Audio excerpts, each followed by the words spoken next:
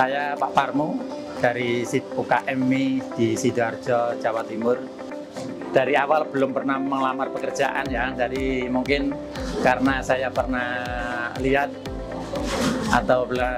orang usaha mie, ternyata di situ banyak dikerumuni orang lah. Disitulah saya belajar mengolah mie, terus saya bisa. Di tahun 97 saya awal mulai itu juga belum dikenal masyarakat mie ayam itu seperti apa.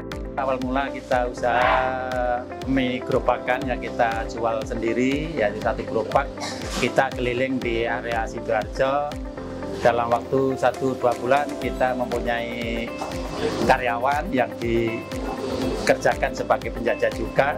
Setelah itu setiap bulan ada penambahan gerobak sampai akhirnya di tahun 2000 itu sekitar 32 gerobak. Setelah kita mempunyai penjajah banyak, itulah kita memfokuskan untuk produksi mie aja, dan pelanggan karyawan yang penjajah dulu kita kasih gerobak untuk dibawa pulang. Setelah itulah kita menjadi pengrajin mie yang kita kasih merek mie jago tadi itu. Untuk masalah berkembang, saya rasa itu setiap tahun ada perkembangan ya. Buktinya di tahun 2000 itu saya produksi itu hanya berapa karung, 2 karung, 3 karung ya, mungkin sampai 2009 ternyata sudah mencapai 11-12 karung. Sampai hari ini mungkin sudah menghabiskan sekitar 2 ton mie lah yang kita produksi sampai hari ini. Di situ ada grafik yang intinya setiap hari ada atau setiap bulan ada kenaikan produksi dari saya ini. Dari dulu itu pakai tepung yang biasa ya, kita campur segitiga, kadang kita campur cakra juga. Kita mix dulu itu, yang belum tahu karena kita nggak punya kenalan di pegawai tepung atau apa, intinya kita merek 3 itu kita mix menjadi mie. 2009 kebetulan saya ada beruntungan mendapatkan poin. Waktu itu ada di label Bogasari itu ada gosok labelnya, itu ternyata kita kirim apa itu kita dapat, ternyata hadiah itu. Setelah itu kita dihubungi dari agennya untuk dikenalkan di Bogasari tadi. 2009 lah kita kenal itu. Saya menikah di umur 24 tahun ya, di tahun 1994 ya, menikah. Anak pertama lahir di tahun 1995. Nah, cita-cita dulu memangnya ya kita hijrah ke Sidoarjo untuk usaha, dan lambat laun kita berkembang dan punya pemikiran untuk masa depan generasi. Nanti kita terus akhirnya gara-gara kita kenal Bogasari, dipikirkan kualitas, kuantiti, merek, itu sekitar dikasih pengetahuan. Akhirnya kita punya planning adalah yang meneruskan nanti anak, mungkin dari anak saya ada 3, mungkin bisa kita kasih wawasan bahwa mini bisa atau ada nilai ekonomi atau nilai bisnisnya yang lumayan. Kalau kita kelola hasilnya sekian, itu kalau dikalikan 1 bulan hasilnya sekian, itu kasih kita care ya, jadi tahu bener anak itu, oh iya ya nilai ekonominya gini, jadi anak bisa mikir sendiri, karena dia itu pun kita sekolahkan pun biar bisa mikir kan, bisa berkomunikasi ke lingkungan itu. Kalau untuk berurusan dengan mie, saya dari kecil udah tidur di rombong mie gitu, bisa dibilang gitu. Jadi dari kecil saya udah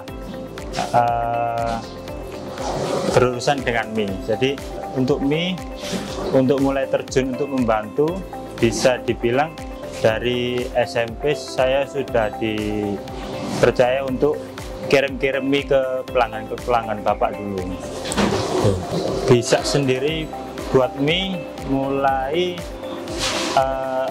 SMK sudah mulai bantu-bantu untuk bikin mie. Terus saya kuliah saya ambil di manajemen di sekolah swasta di Surabaya. Di situ saya banyak pengalaman untuk bisa mengembangkan bisnis mie ayam ini. Kalau dari saya itu bangga lihat Bapak dulu pertama. Dulu itu Bapak kok bisa ya bangga dengan produknya sendiri itu. Itu saya mulai tergerak untuk kenapa kok bisa bangga dengan produknya sendiri. Jadi meskipun kenal orang kayak gimana pun, yang dibawa selalu mie jago. Dia tuh pasti bangga dengan produknya sendiri. Yang dipesankan Bapak, jangan sampai kita mengecewakan customer gitu, pelanggan. Jadi jangan sampai kita menolak pelanggan gitu. Meskipun dulu Bapak ngawali pelayanan 24 jam, saya harus bisa 24 jam gitu. Itu apa ya, bentuk tidak menghilangkan mie jagonya. Tapi dengan MJ Lestari, saya pelayanannya bisa melalui WA atau marketplace yang ada antara Tokopedia, Shopee, IG, MJ Lestari. Tapi untuk Nusantara kita masih belum bisa. Kita masih fokus ke Pulau Jawa. Kalau dari sehari kita bisa sampai 1 ton. Tapi untuk kapasitas produksi kita bisa sampai 3-5 ton. Jadi untuk ini, jadi tergantung permintaan. Jadi kalau bisa ya kita maksimalkan gitu. Tapi untuk sekarang masih sekitar 1 ton. Tapi kan ini masih fluktuatif, tergantung permintaan. Tidak hanya mie, mungkin bagi semua pengrajin yang saya rasa yang dirintis dari nol ya, mungkin sampai sekarang menjadi sudah sukses atau sudah di titik yang tertinggi, yaitu kita harus lebih cepat mempersiapkan generasi, dan generasi kita harus benar-benar kita tahu edukasinya, berapa keuntungan, berapa kerepotan itu kita care ke anak. Ya, jadi semua anak itu dikasih tahu gambaran seperti apa bisnis yang kita sudah dirikan. Kalau memangnya anak tidak tertarik, saya yakin percuma untuk berambisi menjadi merek atau produk yang kita unggulkan. Bogasari, bikin semua bisa.